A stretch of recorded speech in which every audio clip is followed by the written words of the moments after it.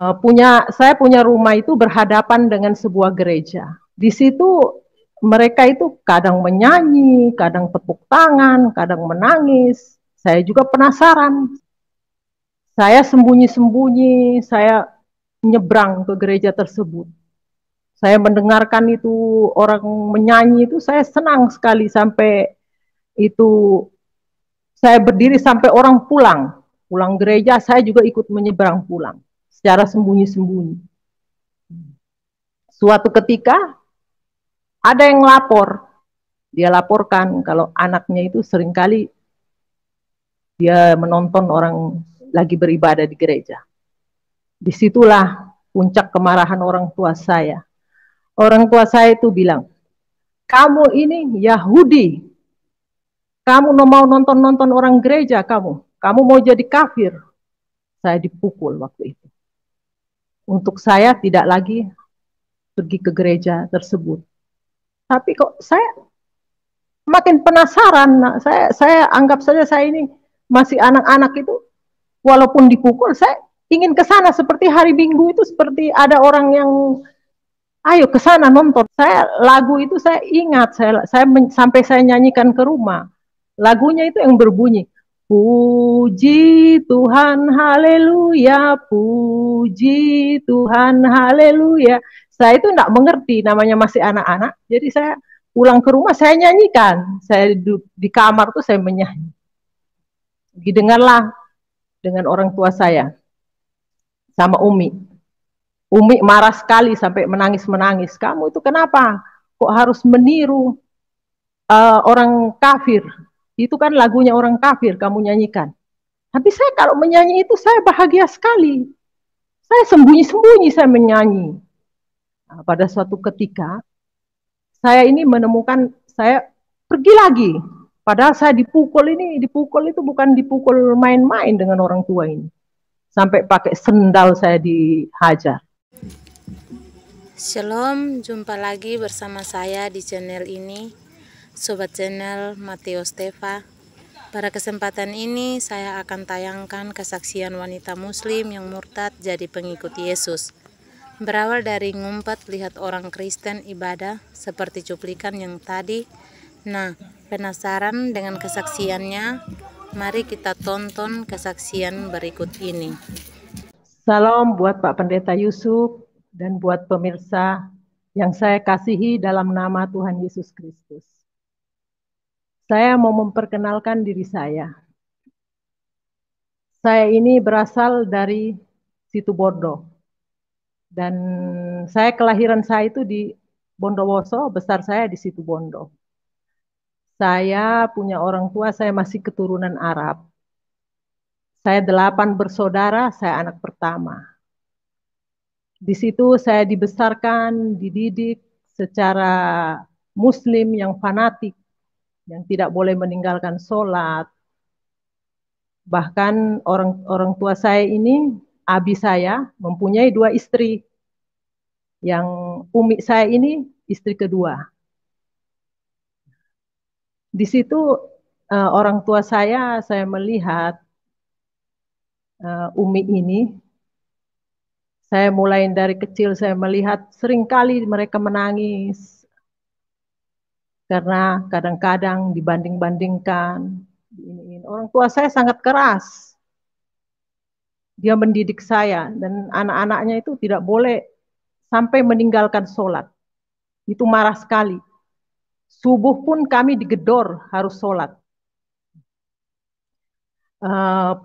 Saya punya rumah itu berhadapan dengan sebuah gereja. Waktu saya masih kecil. Saya berhadapan dengan sebuah gereja, saya punya rumah, terus ada jalan raya, di sebelahnya itu gereja. Di situ mereka itu kadang menyanyi, kadang tepuk tangan, kadang menangis. Saya juga penasaran, karena saya masih kecil waktu itu. Kalau tidak salah saya kelas 3 SD.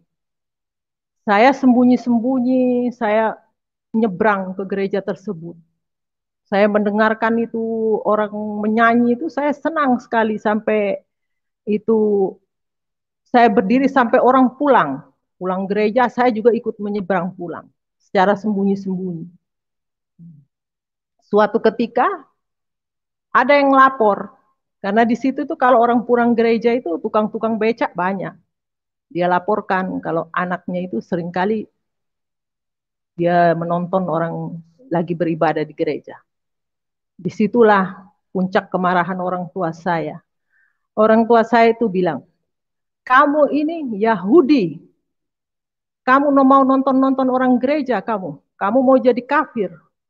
Saya dipukul waktu itu. Untuk saya tidak lagi pergi ke gereja tersebut.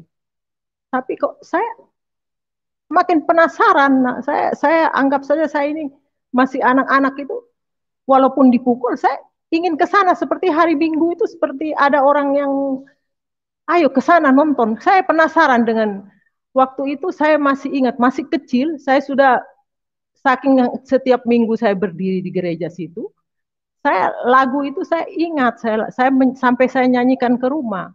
Lagunya itu yang berbunyi, puji Tuhan, haleluya, puji Tuhan, haleluya. Saya itu tidak mengerti, namanya masih anak-anak, jadi saya pulang ke rumah saya nyanyikan. Saya di kamar tuh saya menyanyi. Didengarlah dengan orang tua saya sama Umi. Umi marah sekali sampai menangis-menangis. Kamu itu kenapa? Kok harus meniru orang kafir? Itu kan lagunya orang kafir kamu nyanyikan. Tapi saya kalau menyanyi itu saya bahagia sekali. Saya sembunyi-sembunyi saya menyanyi. Nah, pada suatu ketika saya ini menemukan saya pergi lagi. Padahal saya dipukul itu bukan dipukul main-main dengan orang tua ini. Sampai pakai sendal saya dihajar.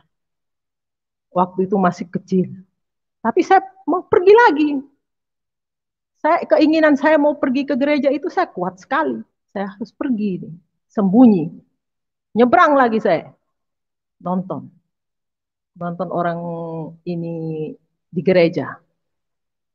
Di situ saya tiba-tiba menemukan orang pulang semua, saya dapat satu Alkitab. Alkitab itu kalau nggak salah perjanjian baru, kecil.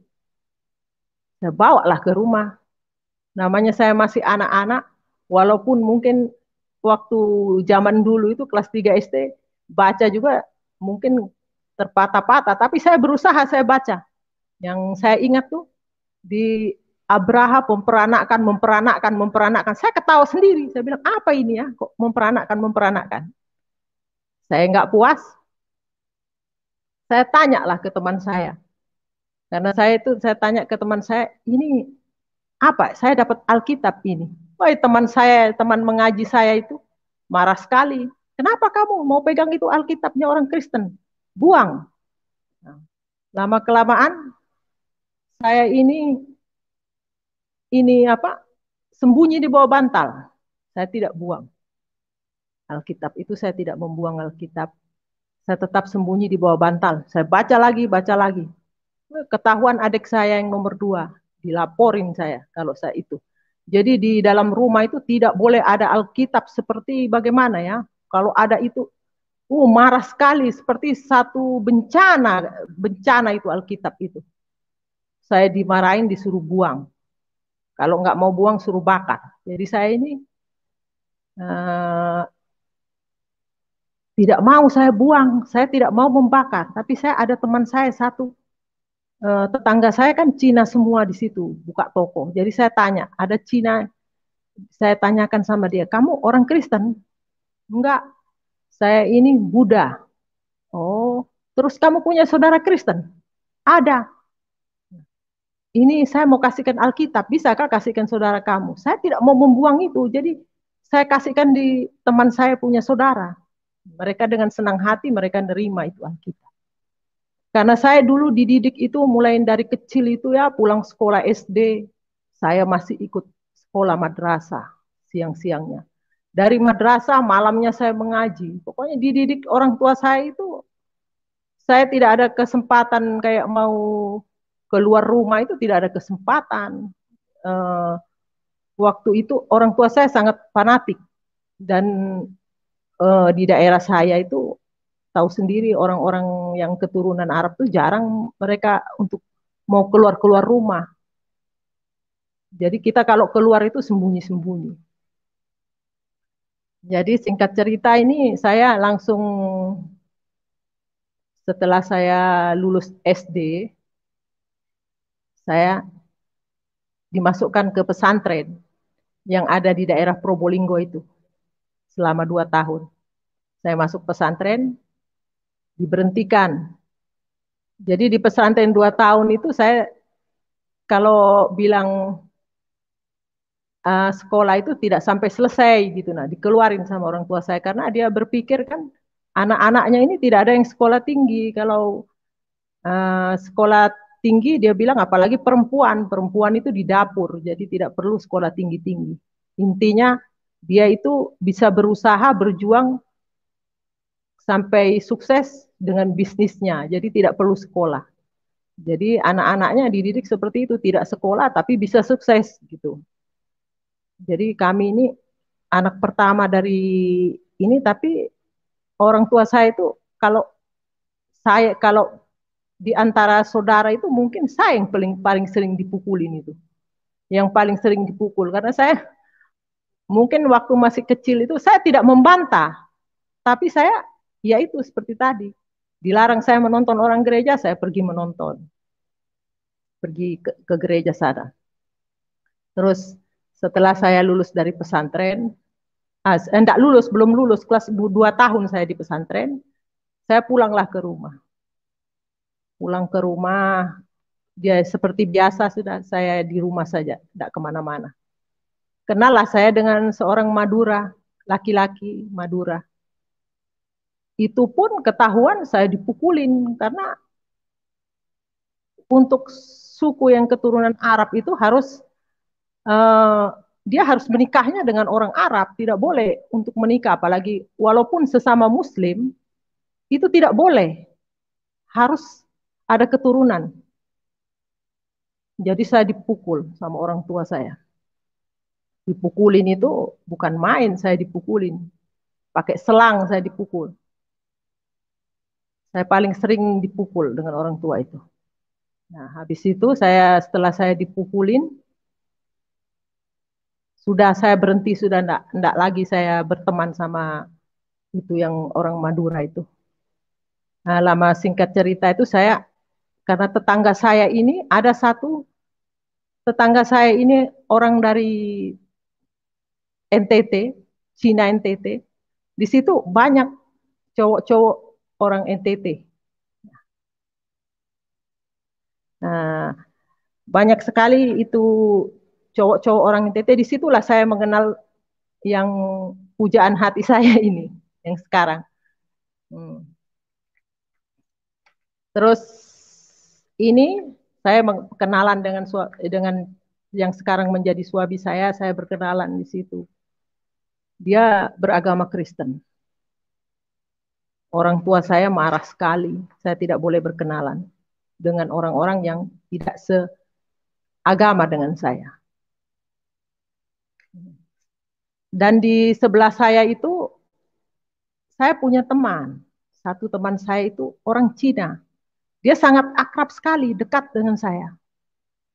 Di situ saya mempengaruhi dia itu untuk mengikut saya. Karena yang teman saya itu bersaudara itu ya satu, yang Cina itu ada yang beragama Muslim, ada yang beragama Kristen. Dua orang ini taat, dia ke gereja, sering ke gereja. Tapi yang satu teman saya ini tidak pernah dia ke gereja.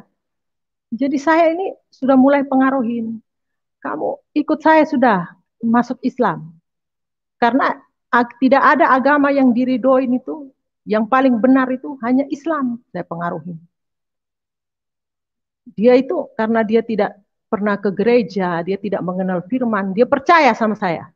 Saya bawalah ke abi saya. Abi saya juga ngomong seperti itu. Akhirnya dia boleh bergaul karib dengan saya karena dia mau mengikut saya. Saya ajak terawih dia, saya pinjemi mukena, dia pergi. Hari Jumat saya ajak ke masjid. Walaupun mungkin perempuan itu tidak wajib ke masjid, tapi saya pergi ajak dia, saya mau melatih dia untuk dia mengikuti saya beragama Islam. Nah, habis itu si teman saya yang Cina ini sudah mulai bergaul hari-hari dengan saya. Setelah hari-hari dengan saya, dia mulai masuk terawih itu, dia ikut saya terus setiap hari terawih dia ikut. Saya melatih dia untuk dia menjadi seorang Muslim. Tapi teman saya ya puji Tuhan, sekarang dia menikah dengan orang yang taat akan Tuhan. Waktu itu kan mungkin ya orang buta menuntun orang buta ceritanya. Seperti itu. Jadi kita sama-sama buta, sama-sama menuntun ke jalan yang ini. Sekarang dia ya puji Tuhan, teman saya itu menikah dengan orang yang setia dengan Tuhan. Makanya dia sekarang, kalau saya kadang-kadang saya teleponan, saya bilang saya mengingat masa lalu, dia ketawa. Dia katakan, orang buta menuntun orang buta. Di situ saya kalau mengingat itu. Nah, setelah saya ini ya ketemu dengan yang sekarang jadi suami saya ini, sebelum saya ketemu, saya orang tua saya itu bercerai. Saya sekitar umur belasan tahun sudah bercerai. Saya sudah besar, jadi pisah orang tua saya. Betapa ininya saya, 8 bersaudara, anak sudah besar-besar, ditinggalin. Di situ saya melihat orang tua saya ini makin terpuruk, umi saya ini. Memang saya akuin orang tua saya masih memberi jaminan terhadap umi ini. Memberi jaminan ya itulah ala kadarnya, nggak sepenuhnya seperti waktu sama-sama itu. Di situ begitu ini saya mengenal setelah orang tua saya bercerai umi. Nah, saya berlanjut dengan yang ini yang cowok idaman saya ini. Ketahuanlah umi ini, saya berpacaran dengan seorang yang bukan Muslim. Menangislah umi untuk saya jangan berteman lagi dengan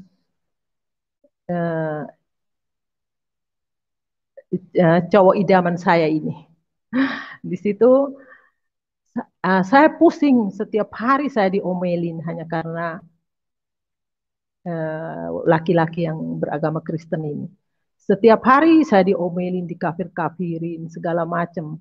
Mati, kalau mati kamu jadi kayunya api neraka kalau kamu sama orang Kristen. Neraka jahanam kamu. Gitu. Dan di masa remaja saya itu, saya sering kali kalau hujan deras itu, saya sering membayangkan itu kematian. Saya dalam hati saya itu seperti ini. Kenapa kalau mati itu saya harus ada siksa kubur? Karena seringkali guru-guru mengaji saya itu bicara seperti itu. Nanti 7 langkah setelah dikubur, orang-orang malaikat mungkar nakir itu akan datang. Dia akan mempertanyakan kamu. Seperti kalau saya nggak salah, saya masih ingat itu. Seperti marabbuka, siapakah Tuhanmu? Wan nabiyuka, siapakah nabimu? Wal imamuka, siapakah imammu? Wal kiblatuka, di mana kiblatmu? Itu pertanyaan-pertanyaan seperti itu tuh sampai saya hafalin waktu itu. Saya bilang saya kalau mati yang penting saya bisa hafal. Tapi ya itu setelah saya dan tidak sampai di situ dulu. Tidak sampai hanya siksa kubur. Ada lagi yang satu rambut dibelah 7. Satu rambut ini dibelah 7, dibawanya neraka. Apakah saya bisa melewati itu? Nah, di situ yang menjadi saya rasa ketakutan. Kalau saya sudah hujan deras, saya ketakutan. Saya membayangkan hanya kematian itu. Saya bilang ini mati kita, disiksa kita. Belum kita di neraka, dikubur pun sudah disiksa. Ada siksaan kubur yang sangat menakutkan. Tapi saya percaya orang-orang yang dari seberang itu ya, yang dari seberang yang sudah bertobat mungkin juga punya pikiran yang sama seperti saya. Karena itu untuk anak-anak itu baik lewat guru-guru mengaji itu seringkali diajarkan seperti itu. Disitulah saya berpacaran dengan yang sekarang menjadi suami saya ini. Orang tua saya mulai marah, mulai sering meledak-ledak, dia marah sampai menangis mengeluarkan air mata untuk saya memutuskan. Pas kebetulan nenek saya itu ada di Arab Saudi sana. Saya bilang, saya mau berangkat aja ke orang tua saya bilang, kamu lebih baik pergi ke Arab di sana, ke Arab Saudi. Daripada kamu di sini, nanti kamu jadi sama orang kafir. Bilang seperti itu. Sudahlah, nenek saya yang ada di Arab itu dia tidak mau saya pergi ke sana, tapi orang tua saya ini selalu mendorong saya untuk saya pergi. Akhirnya saya mendaftar lah, saya pergi ke sana, ke Arab Saudi. Singkat cerita di sana saya sempat juga menjalani umroh 2 kali saya. Umroh setiap tahun, bulan puasa itu saya ke sana. Saya pergi ke Masjidil Haram. Saya mengelilingi Ka'bah 7 kali. Habis itu saya lari-lari kecil antara Safa dan Marwah itu sudah saya lakukan. Menggunting rambut di sana itu sudah saya lakukan. Saya mau menjadi Islam yang taat.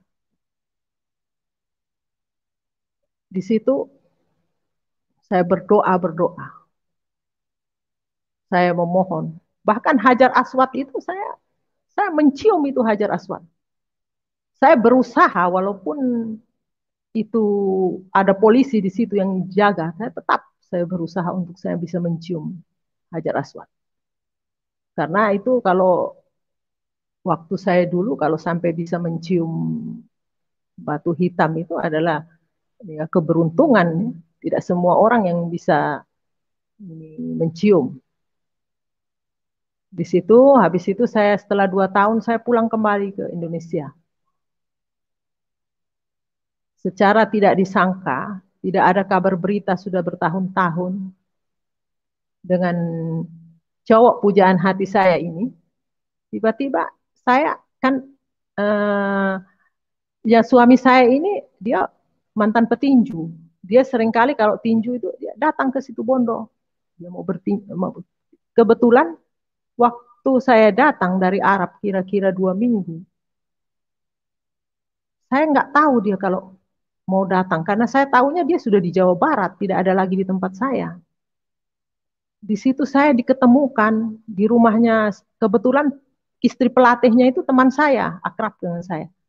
Saya pergi ke sana, tiba-tiba ada ini yang cowok ini, yang cowok idaman saya ini ada di situ. Disitulah saya bertemu kembali, menyambung kembali, cinta lama bersemi kembali di situ saya dengan cowok saya ini.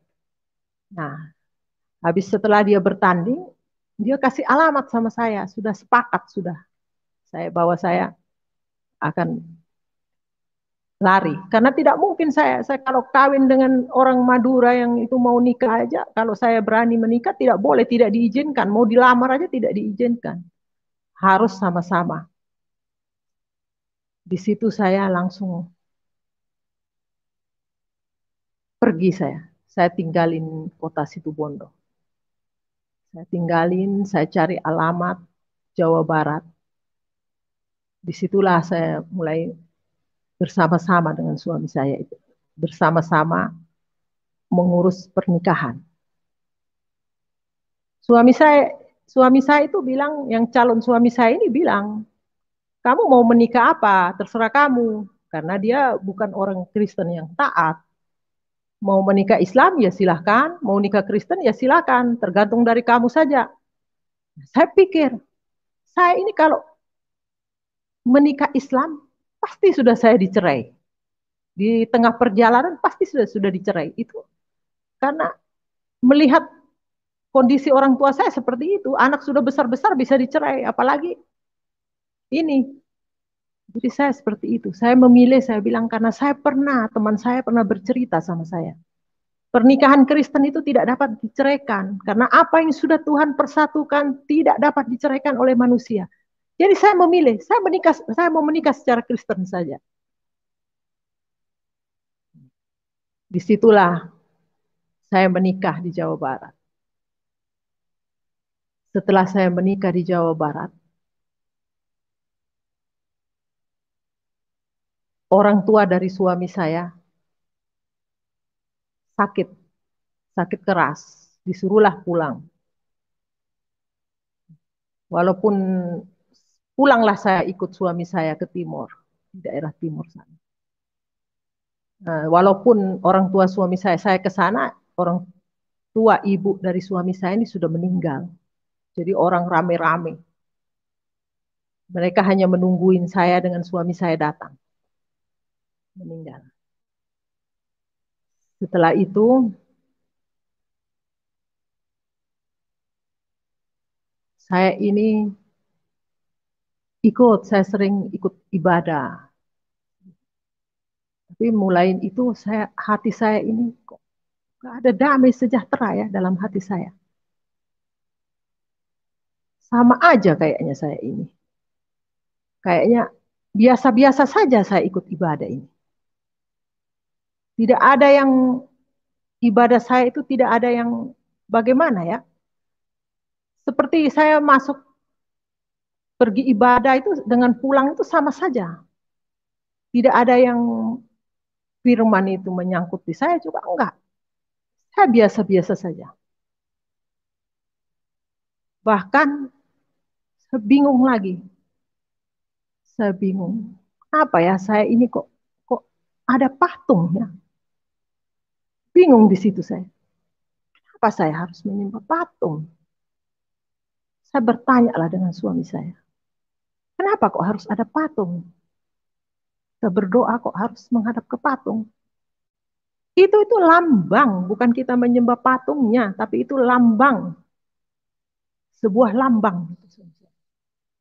Itu pun saya tidak masih bingung. Ah, lambang kok patung gitu. Sampai saya ini ingin sekali kembali ke agama saya yang semula. Ketika suami saya itu keluar rumah, saya mulai ikut sholat. Karena saya pernah di Arab Saudi itu tanpa mukena, kain panjang pun bisa saya lilit menjadi mukena. Jadi saya di kamar itu saya sholat. Sholat. Saya mau kembali lagi. Saya nggak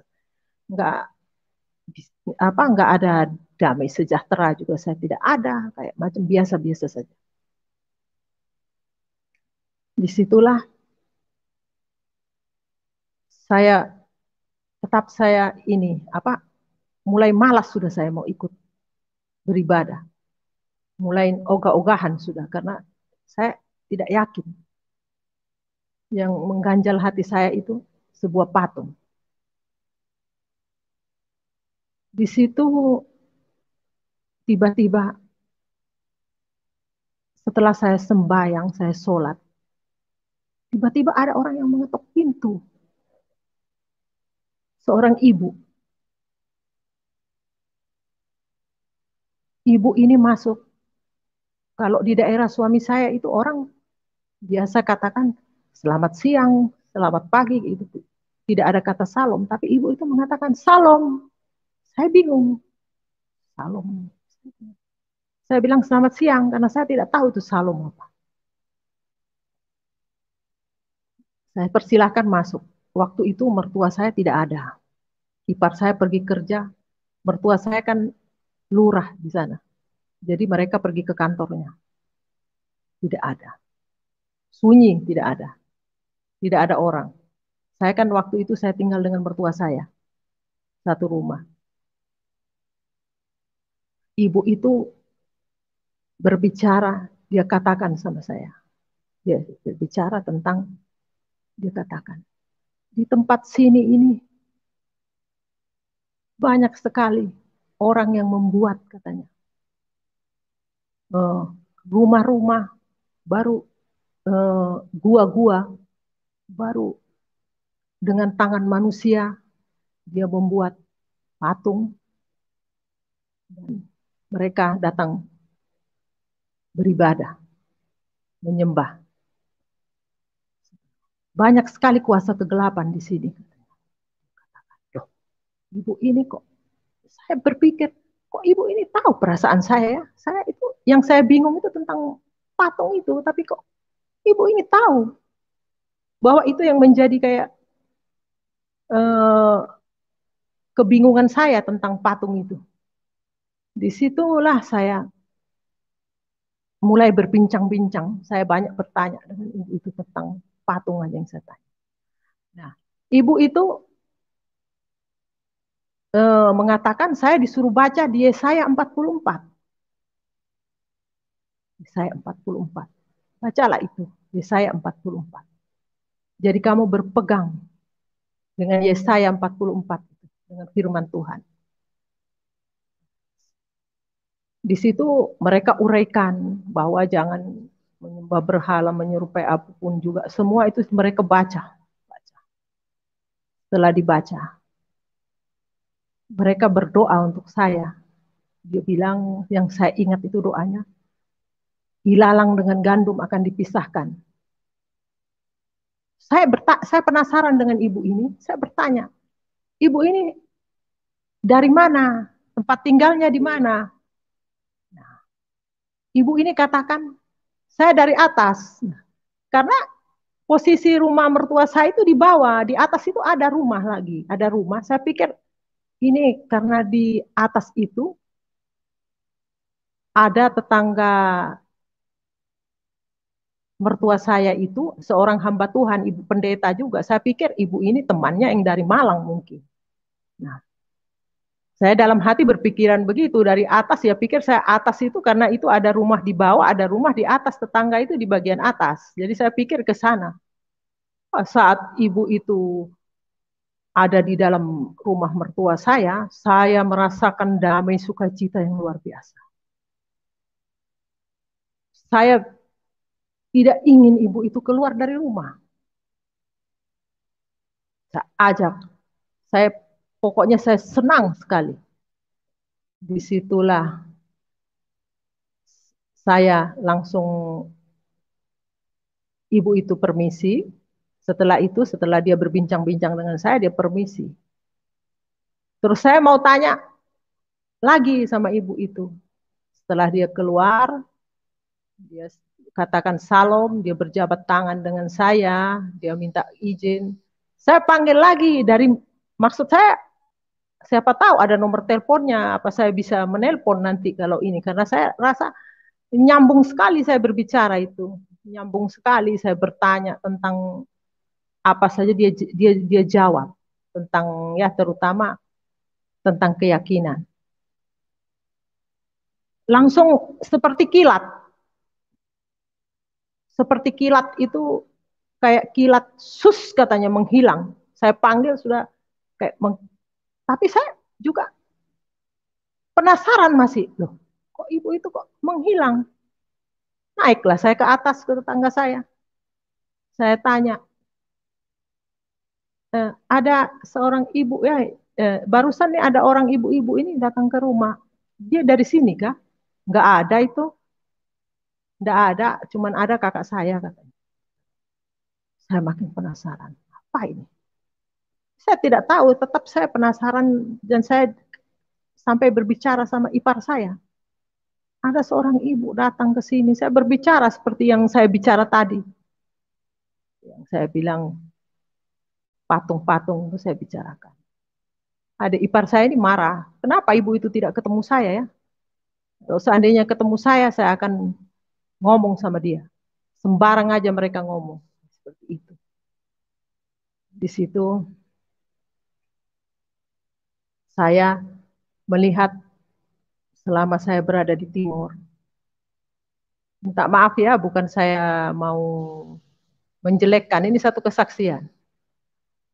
Kelakuan suami saya itu memang dia temperamen orangnya. Karena dia mantan petinju. Di situ dia selalu bikin onar. Orang tua yang jadi lurah, tapi dia yang setiap hari dia berkelahi dengan orang. Kelakuannya itu minum, habis minum pukul orang. Itu saya sudah sering saya melihat suami saya punya kelakuan. Bahkan bapaknya takut sama dia. Di situ Bapaknya sendiri takut. Bapaknya sampai bagaimana ya kalau seumpamanya eh, orang tua yang jadi lurah, tapi dia yang seringkali ini ada orang lewat, dia tanya, ada KTP? Malam ini, habis mabok dia orang lewat ditanya, ada KTP? Padahal malam dia tanya orang itu, intinya cari gara-gara. Nggak ada, langsung dipukul orang itu. Sering sekali saya kalau dia mukulin orang, saya langsung ini apa, bawa orang itu ke rumah sakit karena orang itu sampai berdarah-darah. Seringkali dia dipukuli, mukul. Orang tanpa salah, kadang tanpa kenal, mukul. Akhirnya mertua saya ini kasihan sekali. Orang yang sangat sabar mertua saya itu. Dia biar dimarahi dengan suami saya, dia tidak pernah menjawab.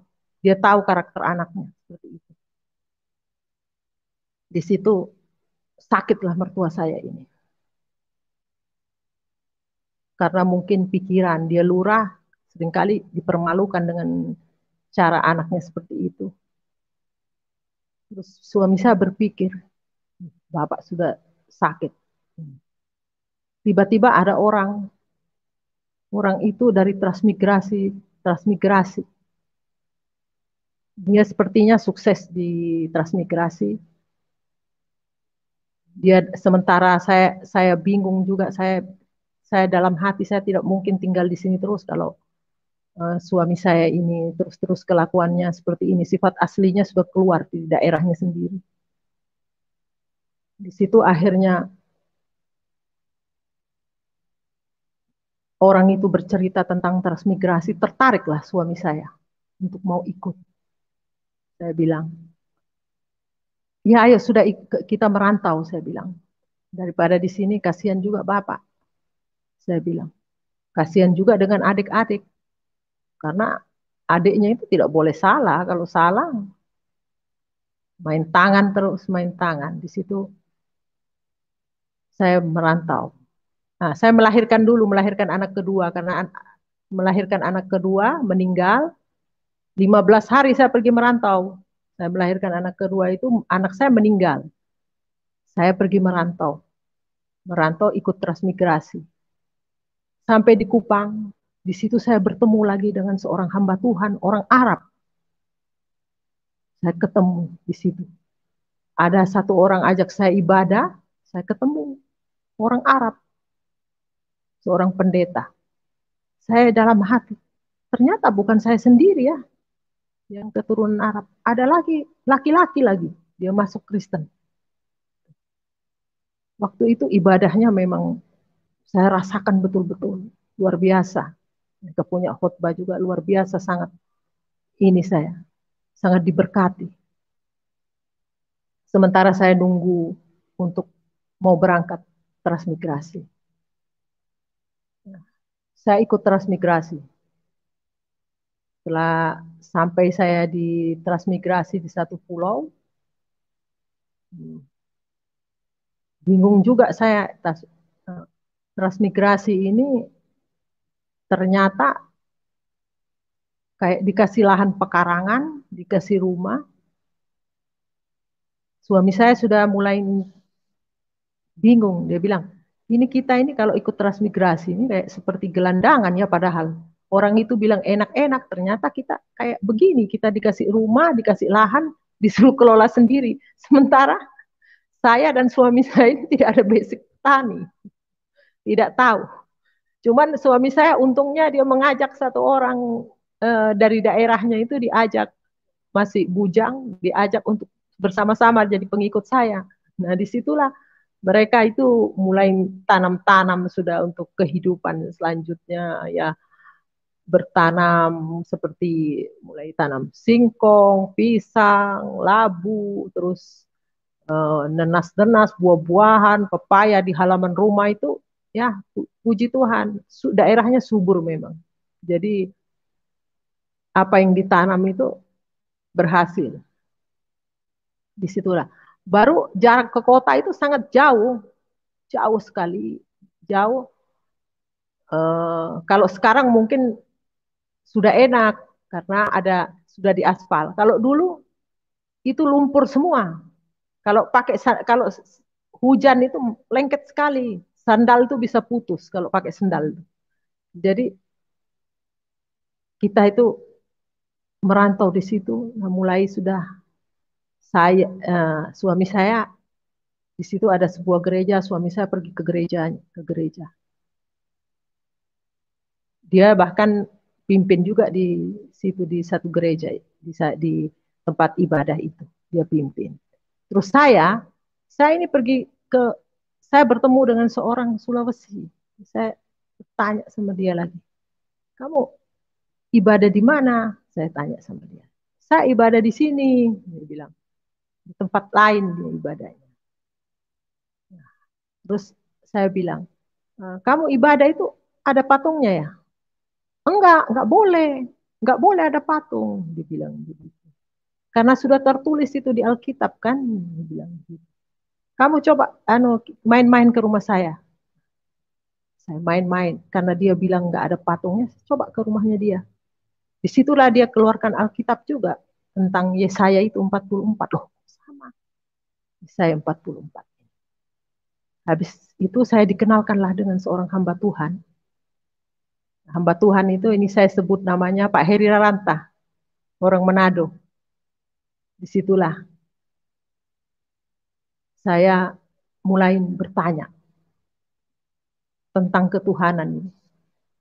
Saya mulai bertanya tentang Tuhan Yesus itu. Saya makin penasaran, saya haus, saya terus setiap hari. Saya nggak kenal siang, nggak kenal malam, saya pergi. Sampai suatu ketika saya diketahui dengan suami saya. Suami saya marah sekali. Awas ya Pak Pendeta itu, saya datengin. Kalau perlu saya bunuh dia. Mempengaruhi orang untuk mau masuk ke gerejanya. Saya katakan, saya tidak pernah dipengaruhi, saya sendiri yang datang. Saya bilang begitu. Tapi tetap dia menyalahkan pendeta itu. Bikin malu kamu. Saya sudah di gereja sini, kamu ke sana. Terus waktu itu saya karena sudah belajar banyak dengan hamba Tuhan ini, saya katakan dengan suami saya, kita cari keselamatan masing-masing. Karena keselamatan ini kita cari masing-masing. Kalau menurut kamu, kamu bisa selamat, kamu bertumbuh di situ, saya tidak pernah memaksa kamu. Saya juga jangan kamu paksa. Saya akan mencari keselamatan saya sendiri. Akhirnya, karena saya terus-menerus jawab seperti itu, dia diam sudah. Gereja ya masing-masing gereja. Lah masing-masing gereja kami jalani. Terus saya sudah mulai bisa berbicara firman sudah dengan suami saya. Suami saya itu walaupun dia beragama dari kecil, dia tidak tahu firman, tidak mengerti. Di situ apa yang saya dapat dari pendeta saya bicarakan. Cuman dia bilang, kan di situ ada ibadah keluarga. Jangan coba-coba adakan ibadah di sini. Saya nanti dilihat orang, saya malu karena saya bukan gereja di situ. Saya malu. Tidak mau dia ibadah. Saya ini biarkan dulu. Karena saya rindu rumah saya itu mau ditempatin untuk beribadah. Saya mulai rindu, mulai penasaran dengan Tuhan ini. Mulai bagaimana ya kalau kasih mula-mula itu. Mungkin saudara juga rasakan seperti saya yang rasakan. Di situ saya ngomong lagi dengan suami saya. Ini nanti ibadah di sini ya. Dia menolak lagi. Saya bilang, kalau kamu menolak Tuhan, kamu juga akan ditolak. Orang datang ke sini nih, Tuhan ini datang ke sini untuk beribadah, bukan untuk mau bikin macam-macam, saya bilang. Akhirnya dia pikir mungkin benar. Dia izinkan sudah. Ya sudah, kamu beribadah. Tapi saya tidak ada ya, saya tidak mau ikut-ikut ibadah. Ya terserah, yang penting diizinkan untuk ibadah di rumah. Di situ saya beribadah dan dia juga ikut ibadah. Dia tidak yang seperti dia bilang dia tidak mau ikut, tapi dia ikut. Mungkin dalam hatinya juga penasaran dia. Disitulah firman Tuhan kena di suami saya. Dia merasakan jamahan kuasa Tuhan. Mulailah dia. Minggu depannya dia mulai ikut ibadah sudah di situ. Ikut ibadah bersama-sama. Biar gelap-gelap malam kami itu dengan pakai senter malam-malam itu kami pergi ibadah. Bawa anak-anak kami untuk beribadah. Nah, habis itu keadaan ekonomi waktu di transmigrasi itu sangat sulit. Beras yang satu karung 60.000 waktu itu. Jadi naik 125. Itu langsung orang-orang itu, banyak orang-orang itu makan singkong. Mereka itu tidak makan nasi karena beras sudah naik. Sedangkan uang pemasukan tidak ada. Banyak di sana tanaman, tapi untuk mau jual ke kota, pembelinya tidak ada. Kalau mau jual ke kota, itu mobil tidak mau bawa. Karena kadang-kadang kalau sudah macet di jalan itu sampai berjam-jam, orang dorong mobil baru bisa jalan. Dan itu tunggu kering dulu karena tidak ada pengerasan juga tidak ada. Itu. Jadi tidak laku tanaman itu untuk dikonsumsi sendiri. Bahkan pisang-pisang itu, pisang bermacam-macam pisang, tapi kami ini makan kan terbatas. Kalau satu kali masak, semuanya masak. Jadi taruh di samping rumah itu ayam yang makan. Pisang itu bertandan-tandan itu ayam yang makan. Bahkan itu nangka itu sampai masak-masak jatuh, jatuhan itu tidak ada yang makan karena semua orang ada di rumahnya itu. Kita mau kasih siapa semua ada. Jadi kalau untuk tanaman itu banyak. Nah, setelah itu saya ini mulai suami saya ini dia harus bekerja karena anaknya kecil-kecil ya, anaknya kecil-kecil di sana tidak ada pendapatan uang. Dia mulai mau pergi ke kota. Bahkan dia menjual motornya karena dia dari daerahnya itu bawa motor, dia jual untuk mengurusi SIM. Dia jual untuk mengurusi SIM. Setelah dia jual itu motor itu ke pendeta saya. Jadi motornya masih bisa dipakai untuk ke sana kemari, masih bisa dipinjam karena bukan orang lain yang beli. Jadi disitulah mengurusi SIM. Setelah dia mengambil itu, setelah beberapa minggu kemudian SIM itu sudah bisa diambil, dia ambil, dia taruh di dompet, SIM itu jatuh dengan dompetnya. Dicari sudah tidak ketemu. Terus saya tanya, apakah ada orang lewat waktu kamu naik motor? Ada, tapi siapa yang lewat itu saya nggak tahu. Pokoknya saya jalan, ada orang lewat dengan anak kecil katanya. 2 orang. Tapi dia tidak tahu itu siapa orangnya. Saya bilang, sudahlah kita berdoa. Saya bilang begitu. Percaya bahwa dompet itu akan kembali lagi ke kita. Saya bilang begitu. Saya berdoa, malam saya bermimpi. Bermimpi jelas sekali orang itu yang saya tahu nama orang itu karena sama-sama orang Tran. Dia mengambil dompet itu, uangnya diambil, habis uangnya diambil, dompetnya dibuang ke semak-semak di hutan. Terus waktu pertama waktu itu saya suruh suami saya lah hari pulang gereja, saya bilang kamu pergi ke orang ini. Karena penglihatan saya lewat mimpi orang ini yang dapat. Begitu sampai ke rumahnya, ditanya dengan suami saya, dia langsung mengaku. Dia bilang, saya tahu itu tempatnya Pak. Tapi itu dia tidak mengaku kalau dia yang ngambil ya. Dia bilang karena ada uangnya, uangnya diambil memang. Saya lihat di dalam mimpi itu uangnya ambil, dompetnya dibuang. Cuman orang itu berbohong bilang orang lain yang dapat dan saya tahu tempatnya orang itu yang buang. Tapi dalam mimpi itu orang itu yang mengambil. Cuman karena dia tidak mengaku karena uangnya sudah diambil. Suami saya bilang, enggak apa-apa Pak, yang penting dompet saya kembali. Nanti saya kasih Bapak uang juga, asal Bapak antar, Bapak ambil dengan saya antar dengan motor. Dia ngambil dompet itu, ya seperti di dalam penglihatan saya lewat mimpi itu, terbuka dompetnya di semak-semak. Memang sampai basah kena hujan itu. Akhirnya, puji Tuhan, SIM itu kembali. SIM itu kembali, suami saya merantaulah ke kota. Dia mencari sebuah pekerjaan. Karena di daerah transmigrasi itu, kalau untuk uang itu sangat susah. Tidak ada orang yang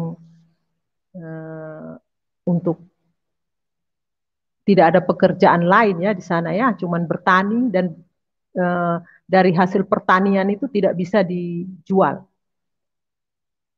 Disitulah saya melihat mukjizat-mukjizat terjadi terhadap diri saya setelah suami saya pergi ke satu tempat untuk mencari pekerjaan. Saya rajin berdoa. Tengah malam saya bangun, saya berdoa, saya bergumul sama Tuhan. Saya bergumul. Tangga saya itu besoknya selalu bilang begini, Ibu, Ibu tadi malam pakai genset ya? Padahal saya di sana itu pakai lampu minyak tanah. Bahkan kalau tidur itu ditaruhnya satu aja di tengah-tengah supaya cahayanya itu ini. Enggak, kenapa Pak? Oh tadi malam terang sekali katanya, terang sekali rumah Ibu. Katakan seperti itu. Ini kesaksian menurut tetangga-tetangga saya di sana. Setelah saya waktu suami saya pergi itu beras itu hanya 5 kilo. Tidak ada lebih dari 5 kilo, 5 kilo. Saya taruh di satu tong. Setiap hari saya mengambil beras itu. Setelah beberapa minggu saya lihat beras ini kok tetap segini. Padahal saya ambil-ambil terus. Setiap hari saya makan dengan kenyang. Bahkan ayam-ayam, saya banyak ayam waktu itu. Saya hambur kasih ayam, saya kasih ayam makan itu ya. Saya kasih makan ayam. Ada orang yang melihat saya kasih makan ayam dengan beras karena waktu itu kebanyakan orang di transmigrasi itu makan singkong, pisang. Jadi kamu kok bisa buang-buang beras? Sementara ini kita lagi susah.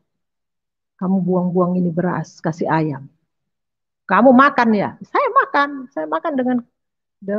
saya bilang saya mau masak, saya makan ya sewajarnya sampai kenyang. Bahkan sisa-sisa nasi itu saya kasihkan ayam. Bahkan orang itu saya ajak makan juga, ajak makan. Beberapa hari kemudian orang itu, 2 hari kemudian orang itu datang minta beras sama saya. Saya kasih. Saya kasih ya kira-kira 4 mok gitu. 4 kaleng-kaleng susu cair itu saya kasih 4 kaleng. Saya mau bikin bubur, anak saya kasihan katanya. Dia tidak makan ini nasi katanya. Tidak makan bubur. Tidak ada beras, dibilang. Nah, berjawa sampai 2 bulan, beras itu tetap saja. Suami saya kan belum dapat kerja. Beras itu tetap saya ambil, ambil, tetap tidak berkurang. Saya masak, bahkan saya kasihkan orang, tetap segitu. Dia tidak bertambah banyak, tapi tetap posisi yang 5 kilo itu. Di situ saya rasakan mukjizat, luar biasanya Tuhan. Baru ini kali saya merasakan mukjizat yang sangat luar biasa. Di situ saya, kebetulan pendeta saya ini pulang Manado waktu itu. Datang dari Manado, saya bercerita dengan pendeta saya. Memang pendeta saya katakan memang tidak ada yang mustahil kalau kita berserah benar-benar kepada Tuhan. Kalau kita melekat sama Tuhan, tidak ada yang mustahil. Disitulah saya merasakan mukjizat yang sangat luar biasa. Beras 5 kilo dimakan sampai 2 bulan lebih.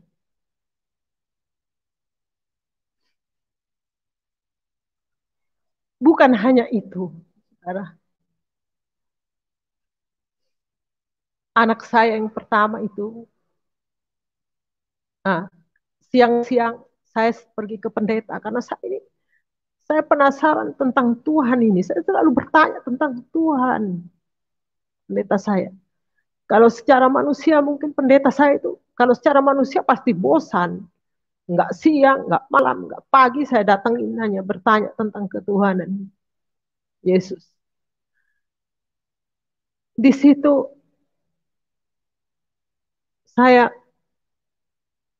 sementara saya bertanya, saya bertanya tentang ketuhanan Yesus. Anak saya ini, anak pertama saya lagi memancing dia pas di halaman rumah itu, di belakang itu ada sungai yang biasa dia memancing, sering dapat ikan di situ. Kira-kira waktu itu anak saya kelas 2 SD. Tapi sudah pintar dia memancing. Tapi dia juga rajin sekolah minggu. Setelah itu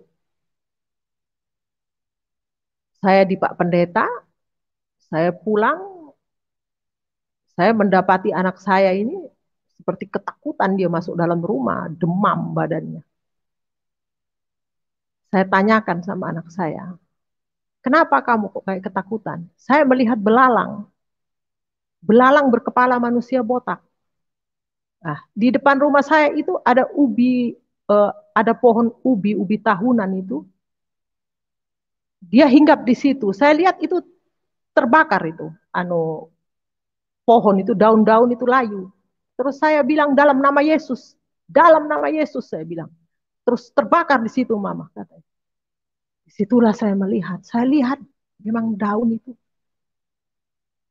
layu. Jadi iblis ini tidak suka ketika saya bertanya-tanya tentang Tuhan, maka anak saya yang mau diserang. Tapi untungnya anak saya itu sekolah minggu, jadi diajar untuk menengking kalau ada sesuatu. Di situ saya melihat kuasa-kuasa Tuhan yang sangat luar biasa di daerah transmigrasi. Akhirnya setelah suami saya datang ini ya, 2 bulan, 2 bulan dia datang, 2 bulan lebih dia datang ke daerah transmigrasi.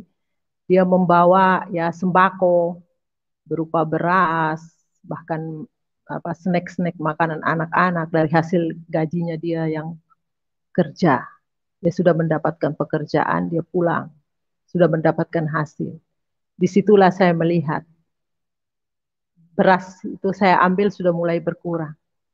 Pendeta saya katakan, Tuhan itu tahu pada saat ini berkat yang sudah disiapkan lewat pekerjaan suami ibu di situ, itulah yang berkat yang Tuhan kasih. Jadi beras itu sudah mulai berkurang. Sampai saya kadang bercanda dengan pendeta saya. Kalau seandainya tetap mukjizat terjadi seperti itu, maka saya tidak akan pernah membeli beras. Saya katakan begitu, saya bercanda. Tapi pendeta saya katakan, Tuhan itu maha tahu. Setelah itu, saya mengikuti suami saya ke kota karena dia sudah mendapatkan pekerjaan. Saya mulai ikut sudah. Saya mulai menyewa rumah yang sangat sederhana. Karena waktu itu gaji suami saya masih kecil, saya menyewa rumah juga kecil. Di situ pertama saya pindah ke kota, habis pindah dari kos satu ke kosan yang satu lagi. Saya mau cari yang lebih besar lagi, yang agak layak. Jadi mulai suami saya gaji meningkat, saya mulain lagi cari tempat yang agak besar supaya saya lebih nyaman saya tinggal. Di situ saya berdoa lagi, Tuhan, ketiga kali jangan sampai saya ini menyewa lagi Tuhan. Ketiga kalinya saya punya tempat tinggal sendiri Tuhan. Walaupun itu gubuk-gubuk Tuhan, saya tidak mau menyewa. Saya katakan sama Tuhan seperti itu. Apa yang terjadi? Memang betul. Tuhan kasih. Tuhan kasih. Waktu itu saya tidak punya uang untuk mau membeli rumah. Kok saya mau menyewa, tiba-tiba temannya yang orang DPR ini beli saja itu. Ada orang mau jual tanah ke dia, tiba-tiba dia bilang suruh saya yang beli. Saya mentara saya tidak punya uang. Akhirnya mulai dia, saya akan nanti saya akan berikan uang itu sekian. Saya bilang saya masih cari tambahannya ini. Berapa lagi saya harus cari tambahannya? Tiba-tiba ada lagi DPR 1 karena tahu saya mau beli rumah, suami saya bercerita, dikasih lagi. Saya hanya menambah sedikit saja sesuai dengan kemampuan saya yang ada di tangan saya uang. Saya menambah, disitulah saya punya tanah dengan rumah yang sederhana. Ya sesuai permintaan saya bilang gubuk, ya seperti gubuk-gubuk. Itu rumah pertama yang saya beli. Disitulah Tuhan kasih. Saya pindah dengan rumah sendiri sudah di kota. Karena saya bilang sama Tuhan ketiga kali, saya tidak mau menyewa lagi Tuhan. Saya mau punya rumah sendiri. Walaupun gubuk-gubuk, dan memang sesuai doa dijawab, saya dikasih gubuk. Rumah yang sederhana, saya dikasih, yang saya dapat tinggal beberapa tahun di situ. Ya sepuji Tuhan, itu sudah saya mengucap syukur sama Tuhan atas semua kebaikan Tuhan. Pada tahun 2000, saya sudah dibaptis dengan suami. Saya sudah mengikut Tuhan Yesus. Setelah saya dibaptis, saya mulai setia sama Tuhan.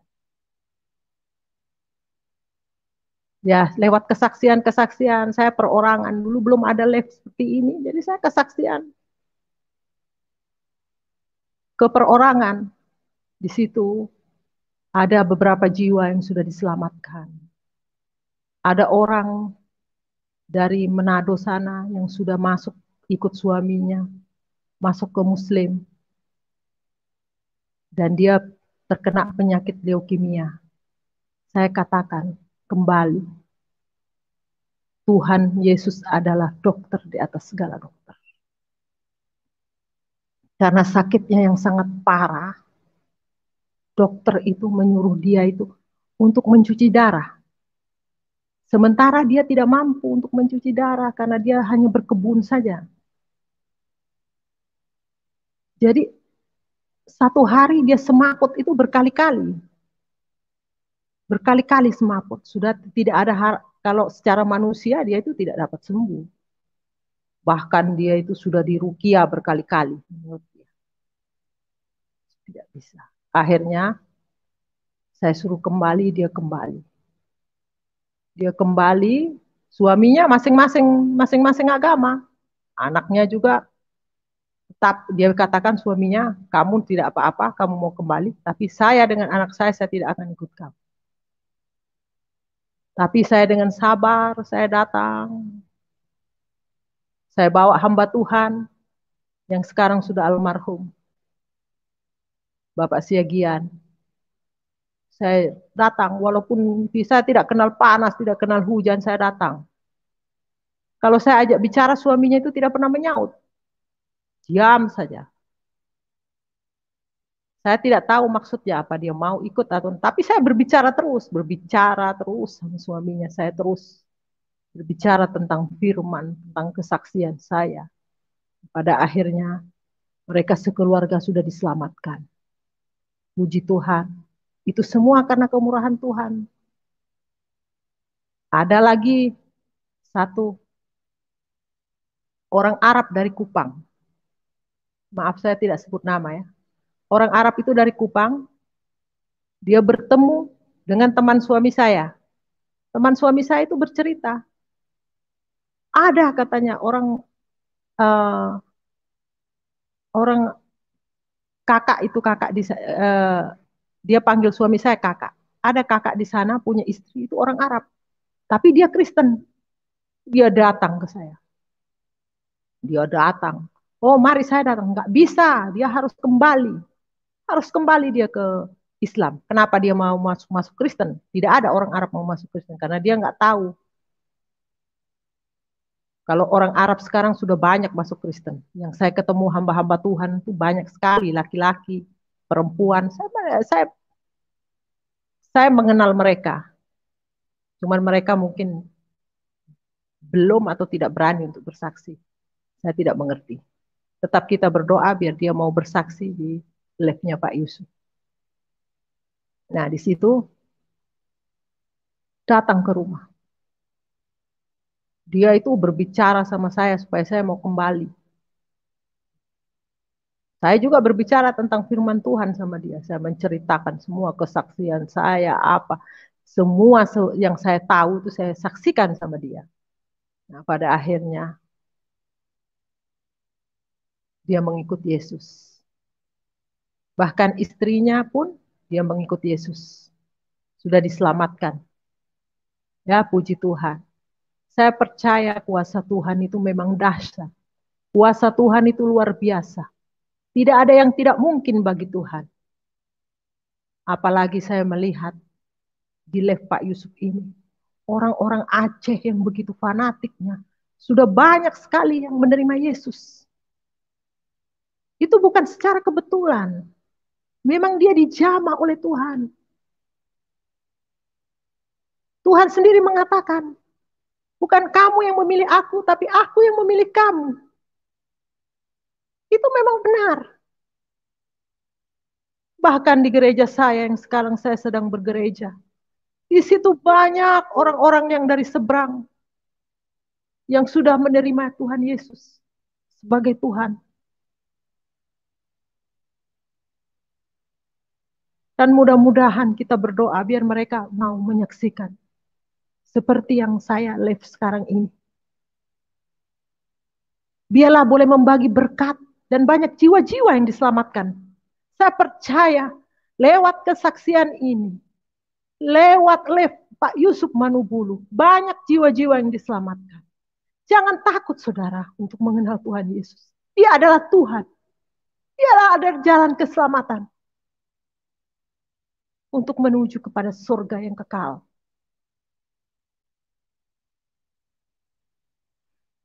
Saya sangat berterima kasih saya mengenal Tuhan Yesus. Saya merasakan perubahan di dalam diri saya. Dulunya saya akan tinggal di daerah Situbondo itu Madura yang sangat kasar. Saya pun dulu saya kasar, saya garang, saya berani sama orang. Saya tidak pernah takut orang. Tapi begitu saya mengenal Tuhan Yesus, Tuhan sudah ubahkan saya menjadi pribadi yang takut akan Tuhan. Saya tidak, hati saya merasakan damai, sukacita yang luar biasa. Dan saya tidak bisa kasar dengan orang, saudara. Saya tidak bisa. Saya banyak mengalah, saudara. Itu bukan karena saya. Itu semua karena Tuhan. Kuasa Roh Kudus yang memampukan saya untuk yang bisa merubah karakter saya hanya Tuhan, saudara. Kalau secara manusia tidak mungkin. Saya tinggal di daerah Madura yang kesehariannya saya berbahasa Madura yang begitu kasar dan tidak pernah mau mengalah. Ditambah lagi dengan suami yang orang timur yang karakternya juga kasar, saudara. Mana mungkin kalau bukan Tuhan Yesus saya bisa berdamai dengan diri sendiri bahkan dengan orang lain, saudara.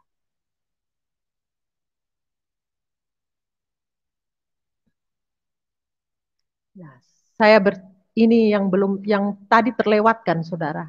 Saya tahun 2006,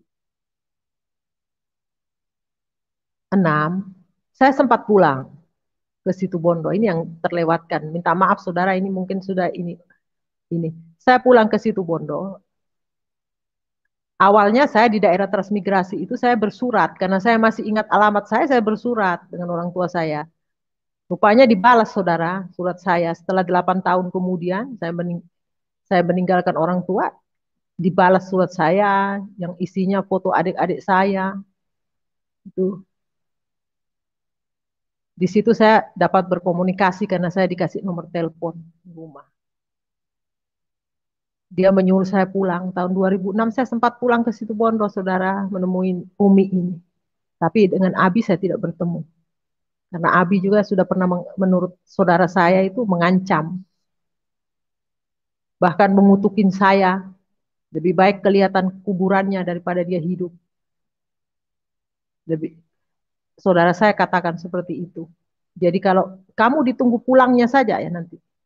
Kamu kalau pulang, Abi sudah siap mau membunuh saya, katanya. 2006 saya pulang, ya puji Tuhan. Tuhan lindungi saya. Saya sempat beribadah di daerah Penarukan, saudara. Sempat beribadah di sana. Saya berhubungan sudah baik dengan Umi. Setelah itu saya pulang kembali. Saya pulang kembali 2 tahun kemudian Umi ini meninggal. Sebelum meninggal saya katakan, saudara, waktu sakit-sakit, saudara. Saya bilang, kalau saya bilang Yesus pasti tidak percaya. Saya bilang, berdoalah kepada Isa, Umi. Isa adalah, dia dapat menghidupkan orang mati, orang sakit, orang buta. Dapat menyembuhkan. Mintalah kepada Isa. Tapi saya tidak tahu apakah dia meminta karena saya ini istilahnya tidak bersama-sama. Jadi komunikasi saya dengan orang tua perempuan itu sudah baik. Setelah beberapa tahun kemudian itu, baru mereka mau menerima saya. Bahkan dia mendoakan saya. Dia nelpon sama suami saya titip anak saya, jaga dia baik-baik. Kamu, mudah-mudahan kamu bahagia, mendapat rezeki yang banyak. Dia katakan seperti itu, dia mendoakan. Saya waktu pulang ke Situbondo, adik-adik saya itu ya baik-baik saja sama saya. Setelah saya pulang, Umi saya ini menelpon saya, dia menangis. Menangis. Dia katakan begini, kan adik saya itu yang sudah kawin menikah sama orang Arab, dia katakan seperti ini. Kenapa kamu terima Ida itu? Nanti yang lainnya itu, kan ada adik saya yang bungsu belum menikah. Nanti yang lainnya ikut-ikutan masuk Kristen. Dia bilang begitu. Kenapa diterima? Karena kalau saya ini kalau pulang diketahui dengan orang-orang di situ, orang-orang bahkan keluarga orang-orang Arab, itu orang tua saya pasti sudah diserang, tadi omongin yang enggak sudah. Jadi harus pulang dengan sembunyi-sembunyi saya. Pulang ke Jawa. Ya, puji Tuhan saya bertemu orang tua saya. Adik-adik saya yang menikah dengan orang Arab ini, yang perempuan-perempuan ini, tidak pernah berkomunikasi dengan saya, dia tidak mau. Dia katakan saya kafir. Dia tidak mau. Waktu saya datang dia baik-baik, tapi begitu saya pulang, orang tua saya perempuan itu yang diserang, kasihan sampai menangis. Dan sampai sekarang, ya ada yang baik sama saya, yang saya punya adik laki-laki itu, dia seringkali menelpon, tapi hanya batas menelpon saja. Dan ada lagi adik saya, laki-laki 2 orang, dia bilang saya pengen ke sana, lihat kamu ke sana. Ya, yuk datang ke sini. Tapi kalau saya ke sana, nanti sama tetangga-tetangga jangan bilang saya saudara ya. Nanti saya tidak enak. Saya katakan, oh, kok dia mau datang, tapi sedangkan tetangga saya di sini, walaupun dia beragama lain, baik semua sama saya. Tidak ada masalah, kok dia malah yang kayak seperti gengsi mempunyai saudara yang Kristen. Itu sudah. Di situ saudara ya, saya kesaksian saya, mari saya saudara, saya berterima kasih. Semoga kesaksian ini boleh menjadi berkat saudara. Dan banyak jiwa-jiwa yang diselamatkan. Saudara. Jangan takut saudara. Jangan takut untuk bersaksi. Mari saudara. Demikian kesaksian yang sudah kita dengar bersama, bagaimana saudara kita ini putuskan murtad menjadi pengikut Yesus. Dari kesaksian ini juga kita belajar bahwa Tuhan itu sangat luar biasa, masih memberikan kesempatan bagi orang yang membenci dan menghinanya. Nah, saudaraku, mari kita doakan dia agar imannya semakin bertumbuh di dalam Dia yang telah memilihnya. Kiranya Tuhan selalu menolong dan menopangnya dalam setiap perjalanan dan pergumulan hidupnya. Nah, saudaraku, mari kita doakan dia agar imannya semakin bertumbuh di dalam Dia yang telah memilihnya. Kiranya Tuhan selalu menolong dan menopangnya di dalam setiap perjalanan dan pergumulan hidupnya. Nah, saudaraku, terima kasih juga sudah setia nonton kesaksian ini sampai selesai. Tuhan Yesus memberkati kita semua. Sekian dan terima kasih. Jangan lupa dukung kami dengan cara like, komen, subscribe, dan juga share. Sekali lagi, sekian dan terima kasih. Shalom, sampai jumpa.